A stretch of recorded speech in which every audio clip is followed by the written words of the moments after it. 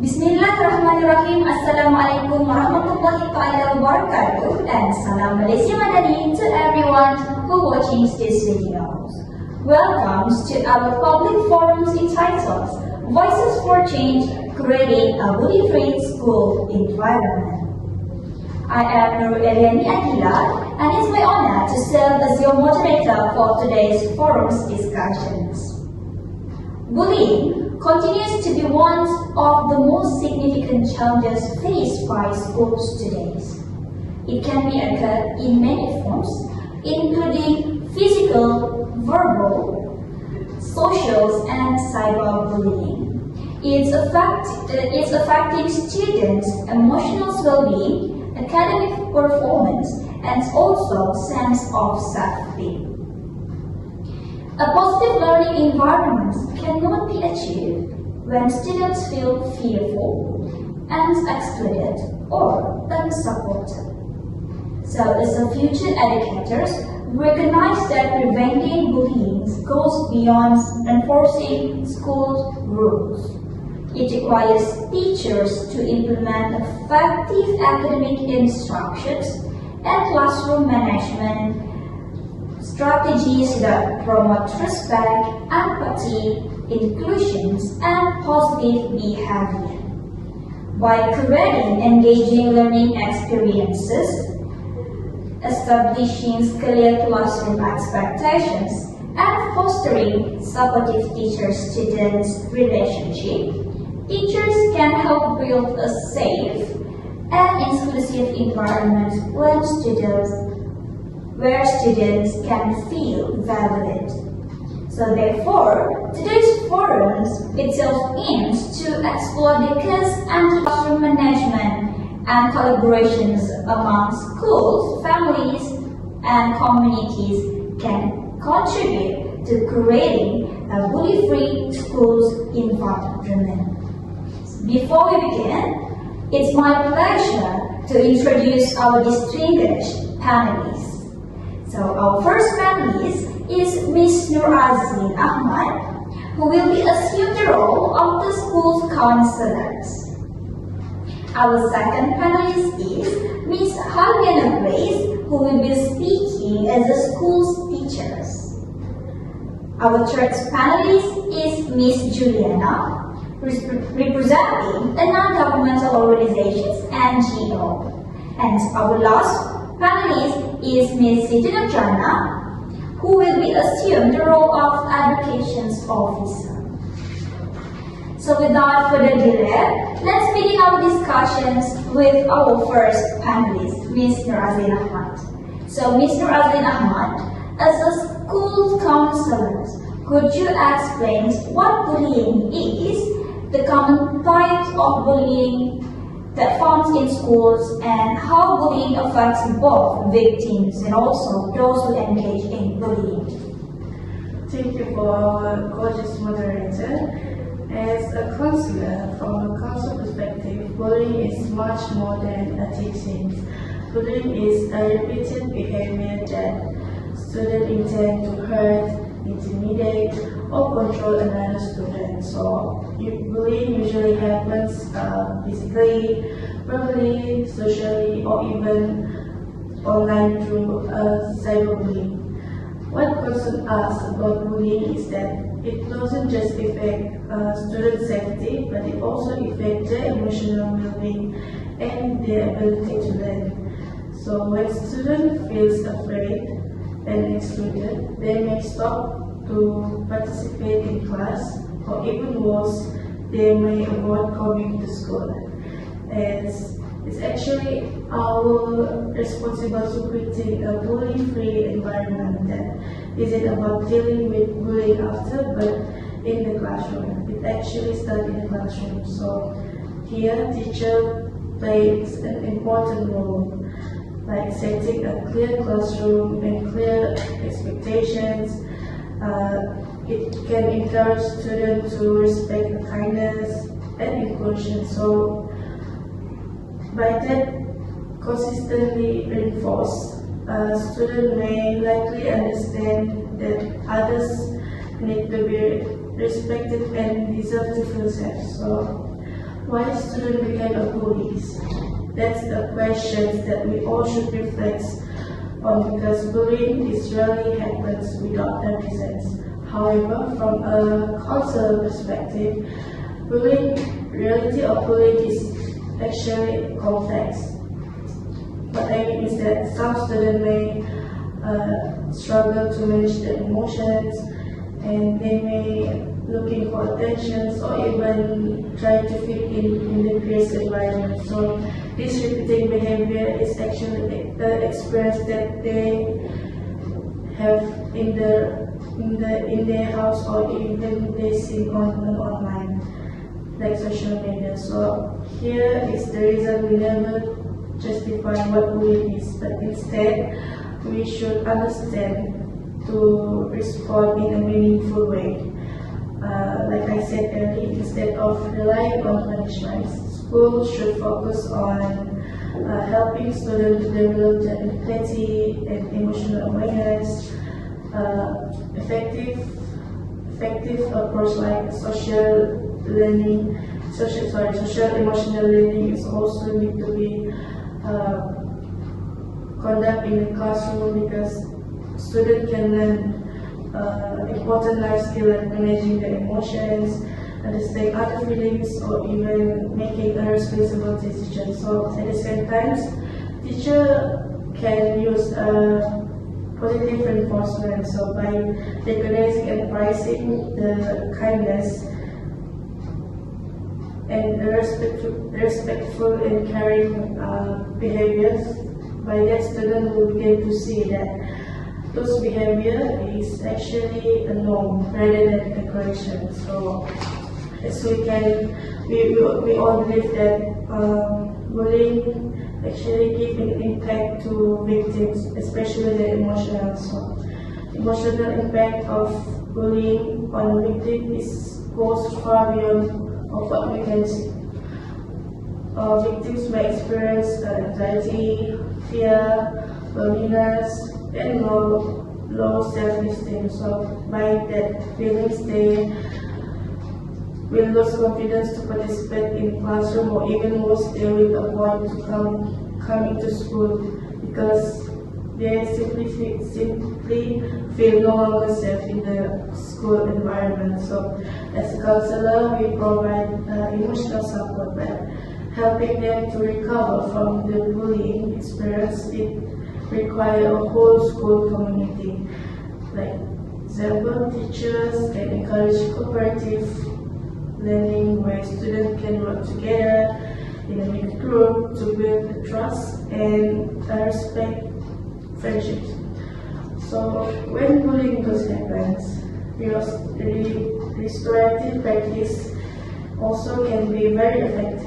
So instead of punishment, encourage students to understand impact of the action and take responsibility can repair the relationship between the students. So as counselor, to conclude this, creating a bully-free school is a shared responsibility. So counselor cannot do it alone, neither can teacher or parents. So the real change happens when we meet together and build a culture of empathy, respectful, and inclusion. So by combining all the strategy early, we don't just reduce bullying, but we create a school where every student feels safe and confident enough to learn and grow. And at the end, it's all every child deserves not only an education but also a school where they feel they belong to. So that's all from the concept perspective.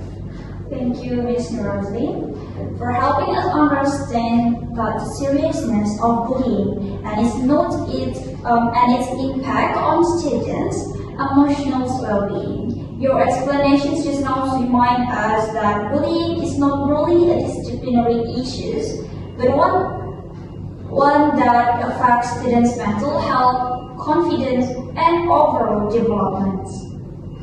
Now, let's move on to our next panelist, Ms. Carolina Grace. So, Ms., as a school teacher, what academic instructional approaches and classroom management strategies that teachers can implement to prevent bullying and create a safe, respectful, and inclusive learning experience and environment. Thank you, Moderator Ms. Eliani. We as the teachers play a vital role in preventing bullying by creating a safe, respectful, and inclusive classroom environment. First, teachers should establish clear classroom rules and expectations from the beginning of the school years so that students understand that bullying is unacceptable. Second, teachers should build positive relationships with students and encourage open communication. When students feel supported, they are more likely to report bullying or seek help. Help students develop empathy, self-awareness, emotional regulation, and respect for others. In addition, cooperative learning active encourage students to work together, appreciate different perspectives, and build positive peer relationships, reducing the likelihood of bullying. Now we move to our second question, which is which classroom management strategies are most effective? In my opinion, as a teacher, effective classroom management focus on prevention rather than punishment. One important strategy is positive reinforcement. Teachers should recognize and reward students who demonstrate kindness, respect, and responsible behavior. This encourages others to follow positive example. Another effective approach is restorative practice. Instead of simple punishing students, teachers help those involved understand the impact of their action, take responsibility, and rebuild trust through guided discussions. Teachers can also use peer mentoring, where older or responsible students support younger students and promote positive friendship. Conflict resolution techniques are equally important, so they teach students how to solve disagreement peacefully through communication and mutual respect. Finally, inclusive teachers strategy ensures that every student feels accepted regardless of their backgrounds, abilities, or culture. When students valued and included, they are less likely to bully others and more likely to contribute to positive classroom environments. In conclusion, preventing bullying requires teachers to combine effective classroom management with supportive instructional strategy. By promoting respect, empathy, cooperative, and inclusion, teachers can create a classroom where every student feels safe, valued, and ready to learn. That's all from me. Thank you, Ms. Helviana. Your insight clearly demonstrate that effective academic instructions together can significantly reduce bullying and create a supportive learning environment.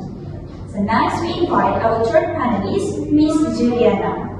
As an NGO representative, how can parents, communities, and non-governmental organizations collaborate with schools to promote anti-bullying awareness and support students in building a safe school culture?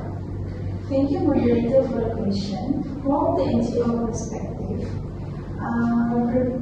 preventing bullying requires cooperation between school, parents, and community. NGOs can support school, talk awareness, campaign anti-bullying program, and student support activities. One effective approach is social emotional emotional learning (SEL), where students learn to understand their emotions, develop empathy, and communicate respectfully. These skills help reduce conflict and build positive relationships. NGOs can also support peer mentoring programs where students encourage and support one another, creating a safer and more inclusive school environment. In addition, teachers and NGOs can work together to push positive.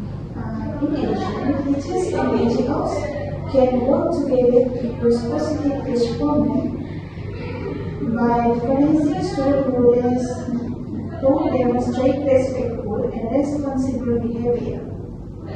School can also apply restorative practice, helping students to understand the impact of bullying and repair relationship instead of relying only on punishment. To conclude, strong collaboration between NGO and school can create a safer, more supportive and bully-free environment. Thank you. I will pass the session back to moderator. Thank you, Ms. Juliana. Your sharing highlights that preventing bullying is a shared responsibility.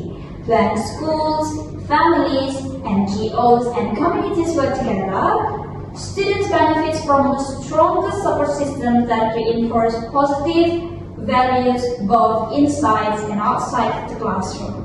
So finally, we turn to our last panelist, Ms. Siti Nurjana.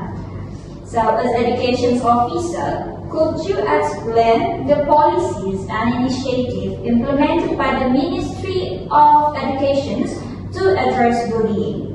And additionally, what recommendation would you give to schools in strengthening classroom management and ensuring a safe, inclusive, and bully-free learning environment? Okay, thank you, moderator. So, the Ministry of Education has a zero tolerance policy towards bullying and expects all schools to provide a safe and supportive learning environment. So, besides taking disciplinary action, schools are encouraged to conduct anti-bullying programs, counseling sessions, and also social emotional learning activities to help students develop empathy and respect for other students. So, teacher also can use inclusive teaching strategy and cooperative learning activities to ensure that all students feel valued and included. This approach helps build positive relationships and reduce bullying behavior in the classroom. So, move to the next questions. What action should school take when bullying occurs? When bullying occurs, schools should act immediately by investigating the situation and providing the support to the victim. Counseling should also be provided to help students involved understand the impact of their actions. Teachers can apply classroom management strategies such as setting clear classroom rules and expectations, using positive reinforcement to encourage good behavior, and implementing restorative practice to help students resolve conflict and repair relationships. So overall, preventing bullying requires preparation from schools, teachers, parents, and students. So by combining ministry policies with effective instructional and classroom management strategies, we can create a safe and more positive learning environment for everyone. Thank you, Ms. Nurjana, for your valuable insight just now. So before we conclude our discussions, I would like to bring everyone who's watching these videos to think about this short scenario. So let's imagine you notice a classmate being teased repeatedly by other students in the classroom. Then the students look upset and becomes less active in classroom activity. So the question is, what would you do in situations? So next time for you guys think.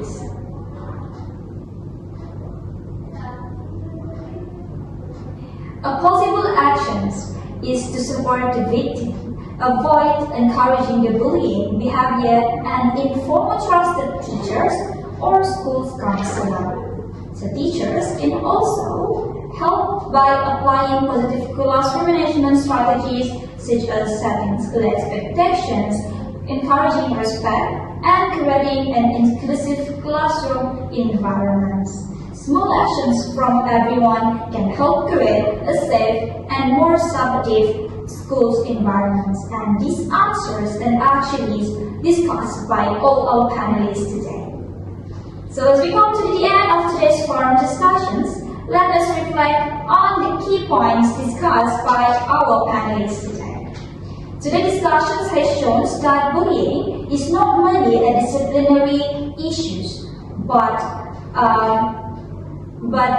a challenge that affects students' emotional well-being, learning, and also overall school's experience. We also learned that creating a bully-free school requires more than responding to the incidents after they occur. So it begins with effective academic instructions and positive classroom management strategies that encourage respect, cooperation, empathy, and active students' participations. So teachers also plays a vital role in establishing a clear classroom expectations using inclusive teaching practices, reinforcing positive behavior, building supportive relationship with students.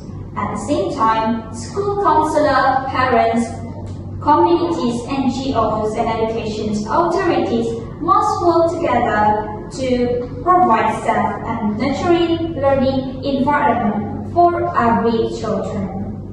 Ultimately, a bully-free school is built through shared responsibility. Together, let us create classrooms that inspire respect, promote inclusion, and ensure that every student has the opportunity to learn in a safe and supportive environment.